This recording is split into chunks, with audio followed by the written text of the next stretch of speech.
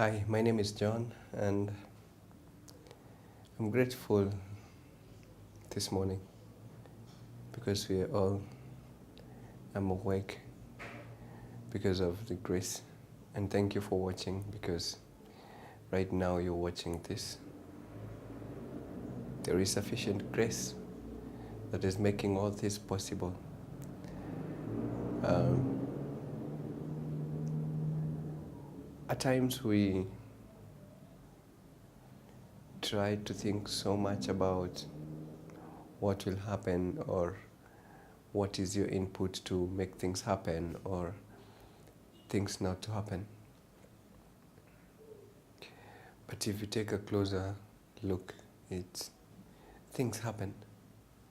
And that's why at times when you have a lot of expectation on things, you get frustrated.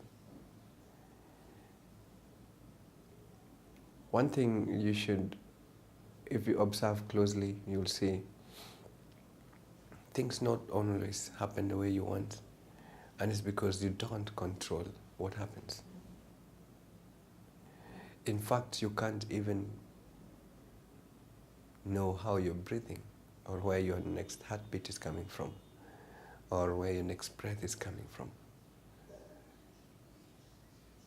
Everything is happening, everything in this creation, birds, animals, trees are growing, rivers are flowing, people are getting born, others are dying, your body is producing other cells, others are dying. And if you can explain what is happening or why everything is happening, then you can say you're the one who controls what happens. But how everything is happening, including when you'll die, are you even aware when you'll die? Between you and your husband, or will die first than your kid? You don't control these things. But because the mind wants to feel like it's in charge, and you're holding too much identity on those projections, and you want to live your life like you have a checklist, you can figure out exactly what will happen. And for something to happen, a lot of other things appears to have to fall in place. I look at how maybe the sales process appears to be like you're a salesperson, you're going out to sell something, let's say insurance, bank's products or other things. And when you open your shop and a customer comes in and a customer needs what you're selling, must have money to buy it, must have, when goes home, maybe is still a retailer or somebody who goes to again sell those products. There has to be someone else to buy the product. And there has to be some profits, or some profits are to be made. And a certain need has to be satisfied. And maybe the other person who resells that product has been praying to get some money to do something. And the whole thing has been initiated by, you appear to be like the one who has initiated the process. But for something to happen, there are a lot of other things that happen, and you are not in control. But you want to control everything using your mind. And your mind is just a small thing in consciousness.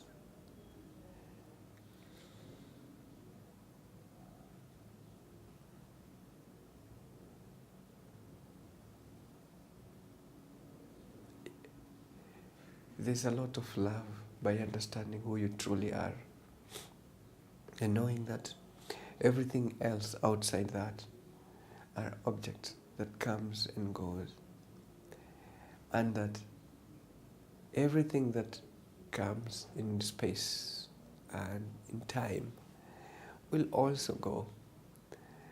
And the true self, which is never affected by time, It doesn't happen in space.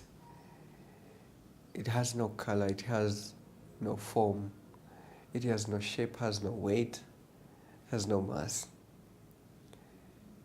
It's the true self, it's who you are. Once you understand that, then you'll not hold any identity on any object. You live the true self, and you'll be an observer or a witness of what is happening around. If you don't hold identities on things, then your expectations are limited.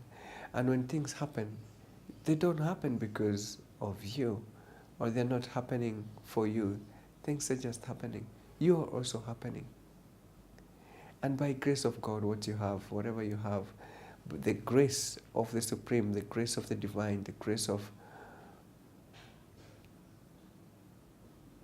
that is there in the universe is sufficient, and it's not even sufficient.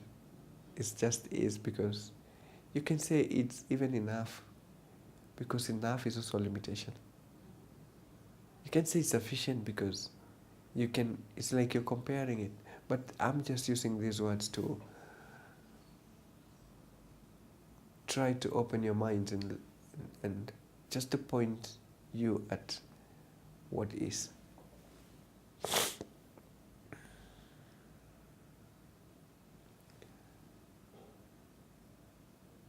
It is one of the most important things in human life. Knowing that you are the Divine One inside. That's the truth. Because anything you perceive using these senses, or you think yourself of being, it's not the true you. Any identity you hold, you'll see, you can observe that from that awareness, which means that's not the true you.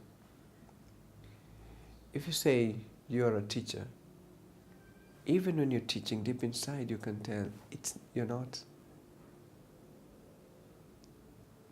When you're suffering, you say, deep inside I'm okay. It's only that these situations I appear bad. If you look at somebody who has maybe handicapped, has no hands, and you ask them how do they feel inside, they will tell you they are complete, they are full, and they're happy because the grace is only that you might see like they're having challenges accessing or doing 1, 2, 3 using the physical body representation, but deep inside they're not. I want to direct you towards that, because that is the true happiness. That is the source of the life. That is the source of everything that is appearing. And that is who you are.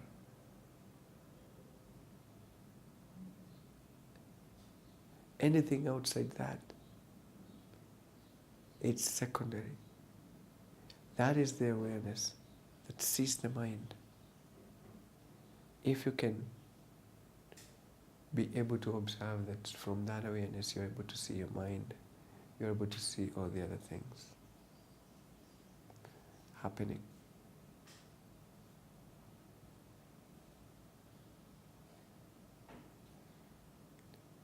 May you have a peaceful day.